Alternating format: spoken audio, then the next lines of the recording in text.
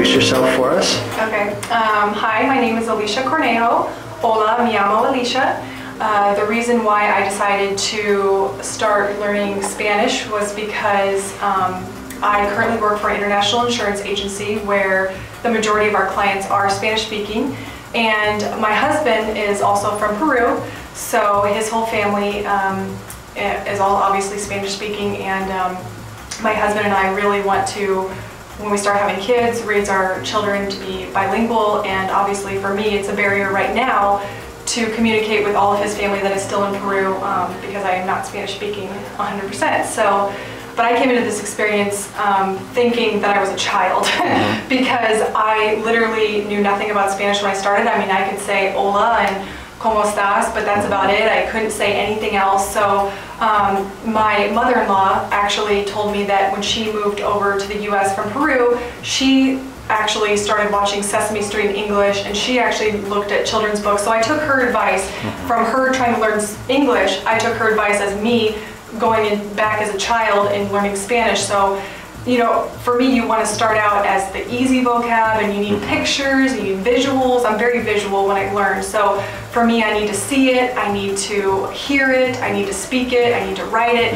And by doing all of that, that helps me learn much faster and retain much more of the language. So it's not an overnight success. It's not something that's going to happen so quickly. I mean, even for me being here since February and taking the time outside of class and engaging myself and making these lifestyle changes, I'm really embracing Spanish into my day-to-day life. I still feel like it's a long journey. I still feel like I have a long ways to go. The first month that I started, I just came to class twice a week, and I thought, yep, I'm doing my job. This is what I'm supposed to do. And then I realized that, you know, I need to really spend time outside of class, because that hour and 15 minutes twice a week, really, it's not going to help you if you don't really engage yourself outside of class. I mean, you need to, just like anybody else who's embarking on a new diet or exercise, if you don't commit and change the way you live and go about your day-to-day life, it's not going to help you. You're not going to be as successful.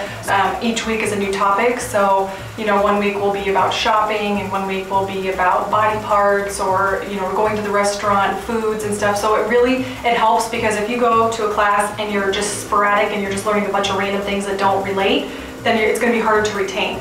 The thing that I like the most about our classes is we have a small class setting, and each day we do activities, and it really, really helps because you get to interact with the other students, and you get to help each other and really just practice speaking and writing and using your brain and remembering things, and it just really, really helps. So it's so much more different than just going to like a textbook type class where you just go learn what's in the book and take a test, and what you do is memorize. And then that's what I did in college, that's what I did in high school. So here, I mean, within the first month, I could probably say, you know, 25 sentences, and I had an abundance of vocab that I knew, you know, without having to look at a sheet. I knew words, and I knew. Do you feel comfortable having really basic conversations now with your in-laws and things like that? Yeah, I mean, I could definitely, you know, obviously there's still certain words that they might use that I haven't learned yet, but very basic conversations I can have. And even at work, because I deal with a lot of Spanish clients, we get a lot of Spanish correspondence and letters,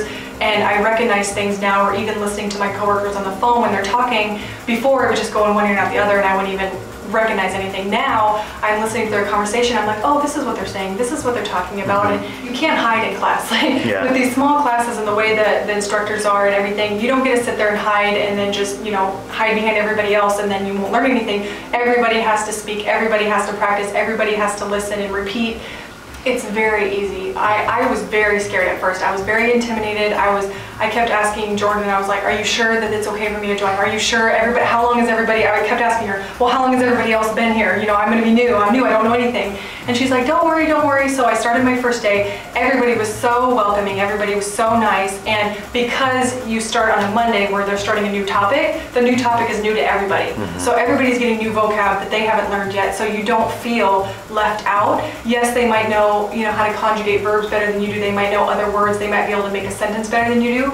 but the way that it invites you into the topic of the week, you don't feel like you're so left out. I mean, it's a very collective kind of community. Everyone helps each other. Absolutely. I mean, we're always giving each other advice. Yeah. I'm telling every time I find a new book or find a new show or something, I'm telling all my students, oh, this has really helped. And every time I talk about something in class, if I'm starting to communicate in class about something, they're like, oh, where'd you learn that? Where'd you learn that? I'm like, oh, Dora, Sesame Street, and everyone's like, really, really? So it really helps. Yeah. Everybody has their own way of learning, and if you can share what helps you, that might help other people. My advice would be, don't be intimidated, don't be scared, and don't use the excuses anymore. I mean, honestly, I used excuses for probably a year before I joined here, so my husband finally was like, you need to go, you need to learn Spanish. So I used the excuse that I was married, and I'm getting married, and going on vacation, and holidays, so I would just say, stop the excuses, and just do it. Just, join, make the commitment and decision to start. And once you do, you won't regret it, and you won't ever look back. And my advice to beginner students is really go in with an open mind and don't feel, shy or timid about really bringing yourself down to a child's level and learning from the beginning. Like, pretend that you are, age 1 and you're just learning the language for the first time, just like a child would, and really engage yourself outside of class. I promise, if you take the time outside of class and realize that this is a lifestyle change, it'll make a huge difference in your language ability, and you will just go really, really farther than you ever thought you could. So awesome. Thank you. Yeah.